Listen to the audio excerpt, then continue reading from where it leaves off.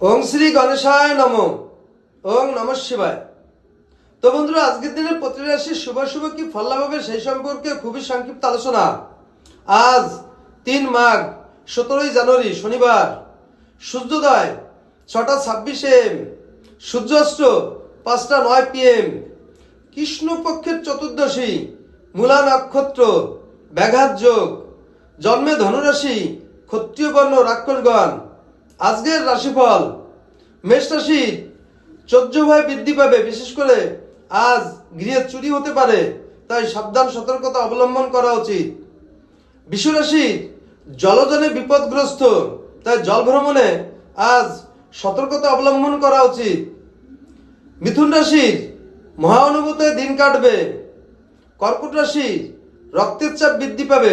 বিশেষ করে শারীরিক মানসিক নানা রকম সমস্যা দেখা দেবে এবং শারীরিক মানসিক কষ্ট পেতে পারেন।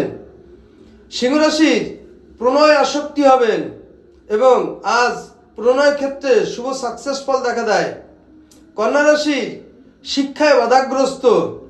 আজকের দিন যে কোনো শিক্ষায় কন্যা রাশির নানা রকম ঝামেলা অশান্তি এবং বাধাগ্রস্ত হবে।